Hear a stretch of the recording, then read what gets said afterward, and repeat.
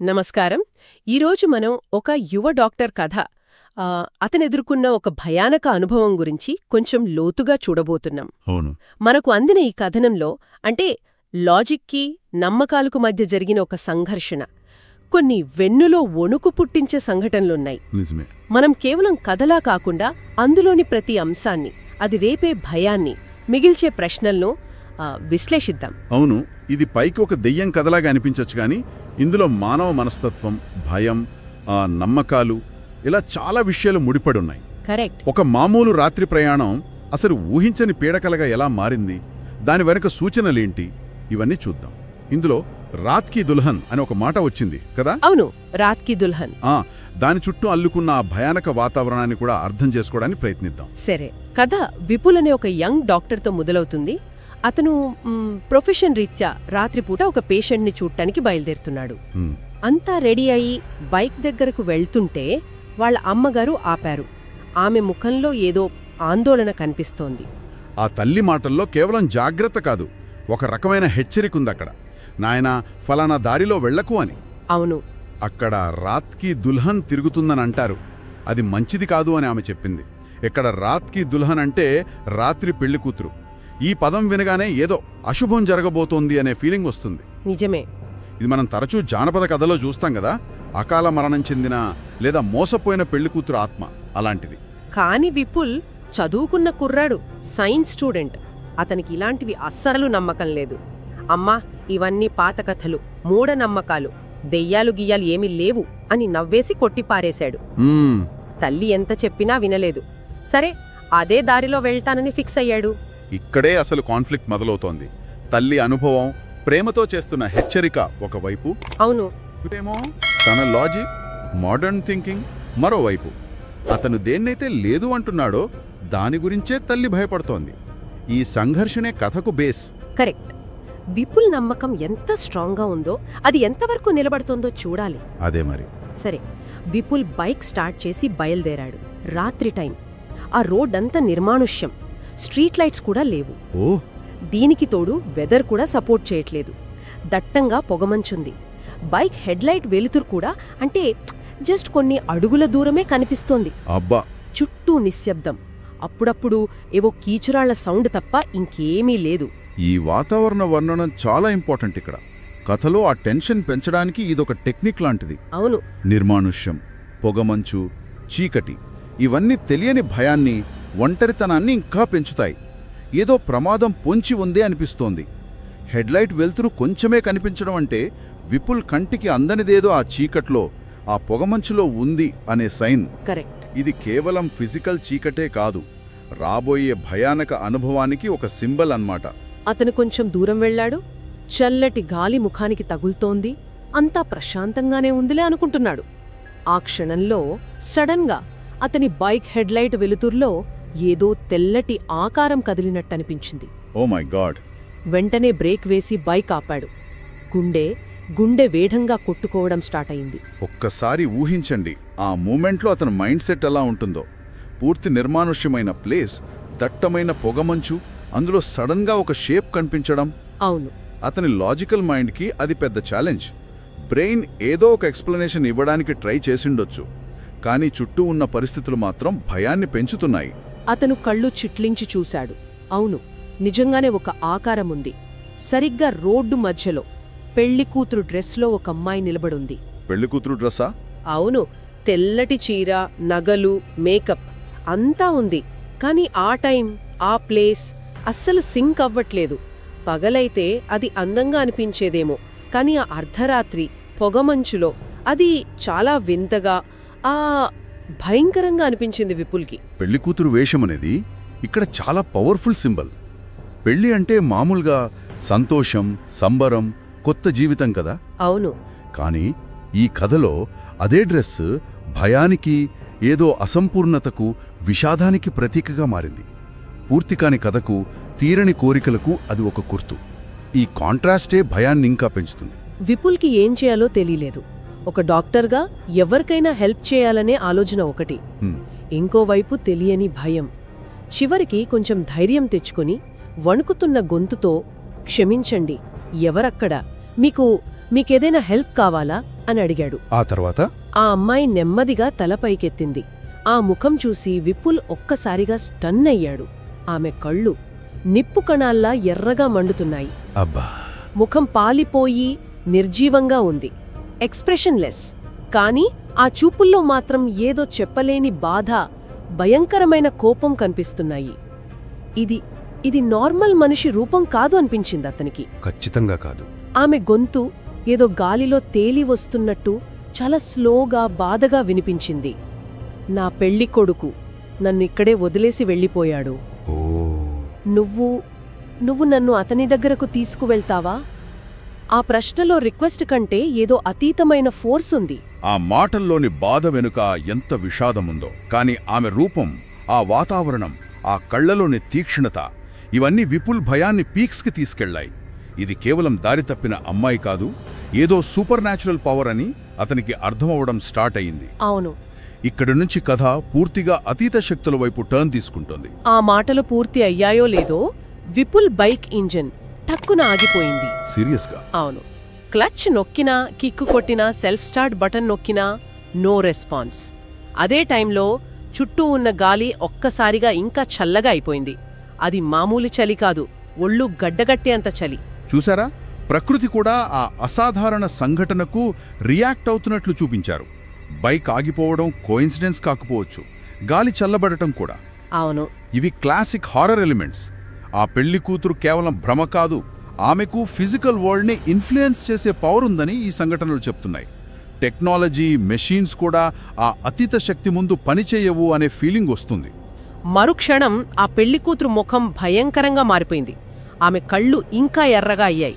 నోరు తెరిచి ఒక్కసారిగా పిడుగుపడినట్టు గుండెలు పగిలేలా అరిచింది.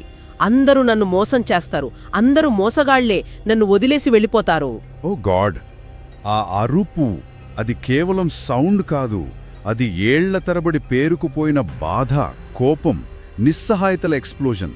అది సూపర్ హ్యూమన్. దాని ఇంటెన్సిటీ కేవలం వినడానికే కాదు, చుట్టూ ఉన్న ప్రపంచాన్ని కూడా ఎఫెక్ట్ చేసే అంత పవర్ఫుల్ అని వర్ణించారు. నిజంగానే ఆమె అరుపు ఎంత గట్టిగా ఉందంటే ఆ సౌండ్ వేవ్స్కి చుట్టూ ఉన్న చెట్ల కొమ్మలు కూడా గజగజ ఉనికిపోయాయి. అమేజింగ్! అంటే భయంకరంగా. ఆకులరాలిన శబ్దం క్లియర్గా వినిపించింది. ఆ సౌండ్కి విపుల్ చెవులు బ్లాక్ అయిపోయాయి. భయంతో అతని ఒళ్ళు చలించిపోయింది. ఇంకక్కడ ఒక్క సెకండ్ కూడా ఉండకూడదు అనిపించింది. ఇది కథలో భయానికి పీక్ పాయింట్. అంతకుముందు వరకున్న మెంటల్ ఫియర్ ఇప్పుడు ఫిజికల్ ఎక్స్పీరియన్స్గా మారింది. ప్రకృతి కూడా ఆ ఆత్మ యొక్క తీవ్రమైన బాధకు, కోపానికి సాక్షిగా నిలుస్తుంది. విపుల్ లాజిక్ మొత్తం పక్కకు పోయి కేవలం ప్రాణాలు కాపాడుకోవాలనే బేసిక్ ఇన్స్టింక్ట్ మాత్రమే మిగిలింది. విపుల్ ఇంకేమీ ఆలోచించలేదు. ప్రాణ భయంతో బైక్ని అక్కడే వదిలేసి వెనక్కి చూడకుండా పరిగెట్టడం స్టార్ట్ చేశాడు. తనలో ఉన్న శక్తి అంతా కూడదీసుకుని. ఎటు వెళ్తున్నాడో కూడా తెలియకుండా. అవును, ఎటు వెళ్తున్నాడో కూడా తెలీదు. ఆ పొగమంచులో దారి కూడా సరిగా కనిపించట్లేదు. కాని ఆ పెళ్లి కూతురు నుంచి ఎంత దూరం వెళ్తే అంత మంచిదని అతని మైండ్ చెప్తోంది. ఆ పరుగు కేవలం ఫిజికల్ కాదు, అది అతని నమ్మకాల నుంచి, అతని లాజిక్ నుంచి కూడా పారిపోవటమే. దేన్నైతే లేదు అని కొట్టిపారేశాడో అదే ఇప్పుడు అతన్ని ప్రాణభయంతో వెంటాడుతోంది. భయం ఎంత పవర్ఫుల్ అనేది ఇక్కడ క్లియర్గా తెలుస్తోంది. పరిగెడుతూ ఉండగా దూరాన పొగమంచులో మసకగా ఒక పాత బిల్డింగ్ లాంటిది కనిపించింది. అది ఒక చర్చ్లా అనిపించింది. ఓ, చర్చ్! ఆపదలో ఆశ్రయం దొరికిందనే చిన్న హోప్తో ఇంకా స్పీడ్గా అటువైపు పరిగెత్తి దాని డోర్స్ నెట్టుకుని లోపలికి వెళ్లాడు. చర్చ్! మామూలుగా కథల్లో చర్చ్ లేదా టెంపుల్ లాంటివి ప్రొటెక్షన్కి, పవిత్రతకు సింబల్స్ కదా. అవును. చెడు శక్తుల నుంచి ఆశ్రయమిచ్చే ప్లేసెస్ అని అనుకుంటారు. విపుల్ కూడా అదే హోప్తో లోపలికి వెళ్ళుంటాడు. ఆ భయంకరమైన ఎక్స్పీరియన్స్ నుంచి ఇక్కడ రిలీఫ్ దొరుకుతుందని అనుకునుంటాడు. లోపల అట్మాస్ఫియర్ బయట కంటే కొంచెం పీస్ఫుల్గా అనిపించింది. అక్కడక్కడా క్యాండిల్స్ వెలుగుతున్నాయి. ఒక మూలన ప్రేయర్లో ఉన్న ఒక ఓల్డ్ ప్రీస్ట్, పాదిరిగారు కనిపించారు. ఆయన ముఖంలో వయస్సుతో పాటు వచ్చిన అనుభవం, ఏదో తెలియని ప్రశాంతత కనిపించాయి. విపుల్ ఆయాసంతో వణుకుతూ ఆయన దగ్గరకు వెళ్లాడు. పాద్రి క్యారెక్టర్ ఇక్కడ చాలా ఇంట్రెస్టింగ్గా వచ్చింది. అతను అతీత ప్రపంచానికి, మన ప్రపంచానికి మధ్య ఒక లింక్ లాగా అనిపిస్తున్నాడు. జరిగిన దానికి ఒక ఎక్స్ప్లెనేషన్ ఇవ్వగల వ్యక్తిగా, బహుశా ఒక సొల్యూషన్ కూడా చూపగలడేమో అనిపిస్తోంది. అతని కామ్నెస్ విపుల్ భయానికి కంప్లీట్ కాంట్రాస్ట్. విపుల్ జరిగిందంతా ఆ పెళ్లి కూతురు గురించి బైక్ ఆగికోవడం, ఆ భయంకరమైన అరుపు అంతా వణుకుతున్న గొంతుతో పాదిరికి చెప్పాడు. పాదిరి ఎలా రియాక్ట్ అయ్యారు? పాదిరి అంతా ఓపికగా విన్నారు. ఎలాంటి ఆశ్చర్యం చూపించకుండా చాలా కామ్గా, నాయనా భయపడకు, నువ్వు చూసింది రాత్కి దుల్హన్ ఆత్మని అన్నారు. ఓ, కన్ఫర్మ్ చేశారన్నమాట. అవును. పాపం పెళ్లి పీటల మీద తన పెళ్లికొడుకు చేతిలో మోసపోయి తీరని వేదనతో, అసంపూర్ణమైన బంధంతో ఇక్కడే తిరుగుతోంది అని చెప్పారు. పాదిరి మాటలు విపుల్ చూసింది నిజమేనని కన్ఫర్మ్ చేస్తున్నాయి. అంతేకాదు, ఆ ఆత్మ బిహేవియర్కి ఒక రీజన్ కూడా చెప్తున్నాయి. ఆమె కేవలం భయపెట్టాలని తిరగడం లేదు. ఆమెది తీరని కోరిక, అన్యాయానికి గురైన ఆవేదన. కరెక్ట్. ఆమె కథను, ఆమె బాధను ఎవరో ఒకరు పూర్తిగా వినేవరకు, సానుభూతితో అర్థం చేసుకునే వరకు ఆమెకు శాంతి దొరకదు. ఆమె ఎవరినీ ప్రశాంతంగా ఉండనివ్వదు అని కూడా పాదిరి వివరించారు. ఇక్కడ ఆత్మ యొక్క ఇంటెన్షన్ క్లియర్ అవుతోంది. తన ఉనికిని గుర్తించాలి, తన బాధను వినాలి అని. పాదిరి విపుల్ భయాన్ని పోగొట్టడానికి అతనికి రక్షణగా ప్రార్థన చేయడం మొదలుపెట్టారు. ఆయన వాయిస్లో ఏదో తెలియని పవరుంది. ఆయన ప్రార్థన చేస్తున్న కొద్దీ బయట వెదర్ ఇంకా భయంకరంగా మారింది. ఎలా? పెద్ద ఉరుములు, మెరుపులతో తుఫాన్ స్టార్ట్ అయింది. గాలి విపరీతంగా వీస్తూ చర్చ్ డోర్సు, విండోసు గట్టిగా కొట్టుకుంటున్నాయి. అబ్బా, ఈ సీన్ చాలా డ్రామాటిక్గా ఉంది. ప్రార్థననేది మంచికి చెడుకి మధ్య జరుగుతున్న స్పిరిచువల్ ఫైట్ని సూచిస్తుంది. బయట నేచర్లో వస్తున్న మార్పులు, ఆ తుఫాను, గాలి, ఇవి ఆ ఆత్మ యొక్క కోపాన్ని, పాదిరి ప్రార్థన వల్ల కలుగుతున్న రెసిస్టెన్స్ని రిఫ్లెక్ట్ చేస్తున్నాయి. అవును. ఇది కేవలం వెదర్ చేంజ్ కాదు, సూపర్ న్యాచురల్ ఫోర్సెస్ మధ్య జరుగుతున్న కాన్ఫ్లిక్ట్కి విజువల్ రిప్రజెంటేషన్. ఇంత భయంకరమైన వాతావరణంలో ప్రార్థన జరుగుతుండగా విపుల్కి ఏదో డౌట్ వచ్చి భయపడుతూనే వెనక్కి తిరిగి చర్చ్ కిటికీ వైపు చూశాడు. ఏమైంది? అక్కడ దేవుడా, కిటికీ అవతల ఆ పెళ్లికూతురు నిలబడి ఉంది. చర్చ్ దగ్గర కూడానా? అవును. ఆమె ముఖంలో ఇప్పుడు ఏడుపు లేదు, కోపం లేదు, కేవలం భయంకరమైన వెటకారపు నవ్వు మాత్రమే ఉంది. ఆమె కళ్ళు నిప్పుల్లా వెలుగుతూ స్ట్రెయిట్గా విపుల్నే చూస్తున్నాయి. ఇది భయాన్ని ఇంకో లెవెల్కి తీసుకెళ్లే మూమెంట్.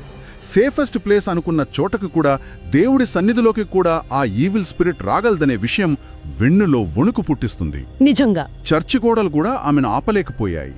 ఆమె నవ్వులో ఏదో గెలిచానన్న గర్వం, బెదిరింపు, బహుశా తన బాధని ఎవ్వరూ అర్థం చేసుకోవట్లేదనే క్రూరత్వం అన్నీ కలిసున్నాయి. విపుల్ భయంతో గట్టిగా అరవాలనుకున్నాడు, కాని వాయిస్ రాలేదు. బాడీ మొత్తం ఫ్రీజ్ అయిపోయింది. పాదిరి మాత్రం కళ్ళు మూసుకుని ప్రేయర్ కంటిన్యూ చేస్తూనే ఉన్నారు.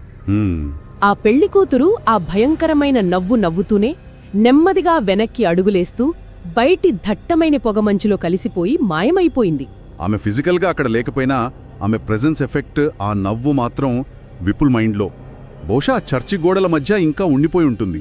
భయం పూర్తిగా పోలేదు, జస్ట్ టెంపరరీగా వెనక్కి తగ్గిందంతే. ఆ రాత్రి ఎలా గడిచిందో విపుల్కి సరిగా గుర్తులేదు. భయంతో నిద్ర లేకుండా గరిపాడు. పాద్రి కూడా అక్కడే ఉన్నారు. తెల్లవారుజామున సూర్యుడి కిరణాలు కిటికీల గుండా లోపలికి రావడంతో కొంచెం ధైర్యం వచ్చింది. అమ్మయ్యా! రాత్రి జరిగినవి గుర్తొచ్చి ఒళ్ళు మళ్లీ జలధరించింది. కాని పగటి వెలుగులో భయం కొంచెం తగ్గినట్టనిపించింది.